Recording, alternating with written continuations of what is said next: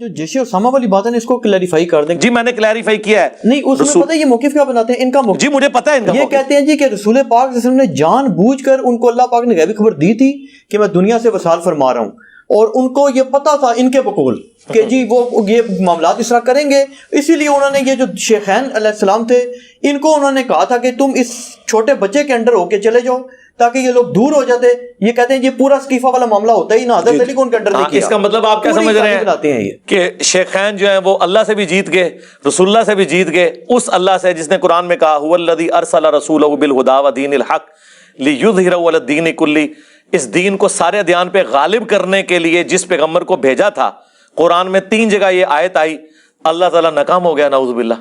اور یہ دین غالب ہوا ہے کہ نہیں مجھے یہ بتائیں. پہلے تو یہ مانے یہ قرآن نے کہا تھا میں غالب کروں گا، کیا ہے نا؟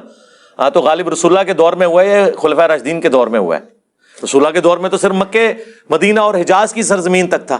رومن اور پرشین امپائر کو خلفائے راشدین کے دور میں گرایا گیا، اور یہ اللہ کی اتنی حکمت ظاہر ہوئی ہے کہ یہ رسول اللہ کا کام آگے لے کے چلے ہیں وہ.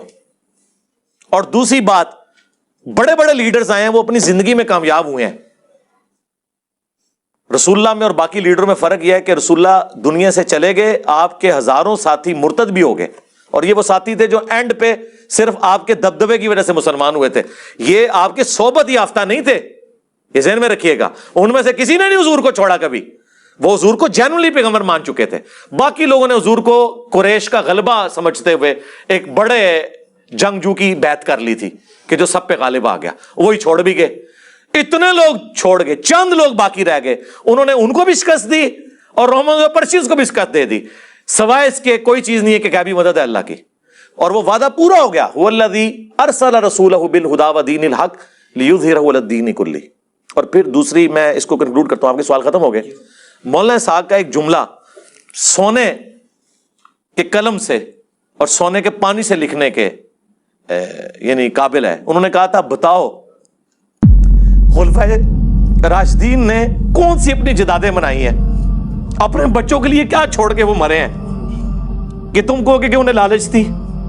پوری زندگی چٹائی پہ حضرت عمر سوتے رہے مسجد کے اندر، اپنے بچے کو خلیفہ نہیں نامزد کیا. لوگوں نے حالانکہ مشورے دیے ہیں، حضرت ابو بکر نے اپنے بچوں کو خلیفہ نامزد نہیں کیا.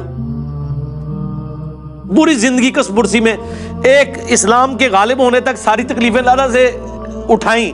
جب اس کا فروٹ کھانے کا وقت آیا ہے اس وقت بھی جنگوں کی مصیبت کاٹ رہے ہیں. بوڑھے وقت میں تو انسان آرام کرتا ہے. 2.25 سال حضرت ابو بکر کی ایک رات بھی سکون سے گزری ہے.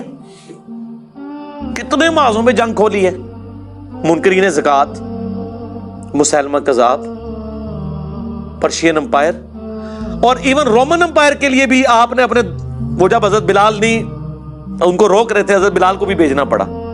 حضرت عمر کی پوری زندگی جنگوں سے عبارت ہے. پھر اپنی اولاد کے لیے کیا چھوڑ کے مرے ہیں. زیادہ خلیفہ بنا جاتے ہیں نا. جنہوں نے خلیفہ بنایا بنو امیہ نے، وہ نظر آ رہا ہے دنیا کے لیے سب کچھ کیا. جنہوں نے اللہ کے لیے کیا انہوں نے تو اپنی اولاد کو کچھ نہیں دیا. اولاد تو ان کی اسی طرح ہی رہی ہے. محمد بن ابی بکر کو بنو امیہ نے قتل کیا، عبد الرحمن بن ابی بکر کو بنو امیہ نے قتل کیا. ویسے تو کہتے ہیں جی حضرت ابو بکر کی جو اولاد سے ہیں امام جعفر، ٹھیک ہے، تو یہ بتاؤ نا امام جعفر حضرت ابو بکر کی اس اولاد سے ہیں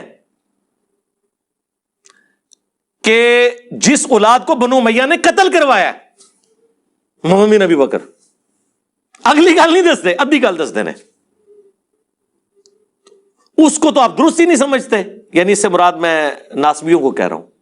اور ہمیں دوز لگاتے ہیں جی جو ائمہ تھے اہل بیت کے وہ تو حضرت بکر کی اولاد میں. کیڑی اولاد؟ وہ اولاد جی پرورش مولا علی نے کی تھی، محمد بن بکر کی، جو جنگ جمل میں حضرت عائشہ کو سمجھاتے تھے. اور جب حضرت عائشہ کا اونٹ گرا، اس محمد بن ابی بکر کے ساتھ حضرت علی نے حضرت عائشہ کو احترام کے ساتھ گھر روانہ کیا. جو مسند احمد میں حدیث ہے کہ ایک وقت آئے گا تیرا عائشہ سے جھگڑا ہوگا. حضرت علی نے کہا میں بڑا بدبخت ہوں گا، تو فرمایا تم نے ایسا کرنا ہے عائشہ کو اس کے گھر تک پہنچا دینا ہے، اور پہنچایا. ٹھیک ہے، تو یہ چھوڑ دیں. مقدمے میں کبھی بھی کوئی جیت نہیں سکتا. پک اینڈ چوز آپ کریں گے تو وہ فٹ ہی نہیں بیٹھے گا. یہ اسی طرح ان کو تو چھوڑ دیں، تو بڑی ہستیاں تھیں.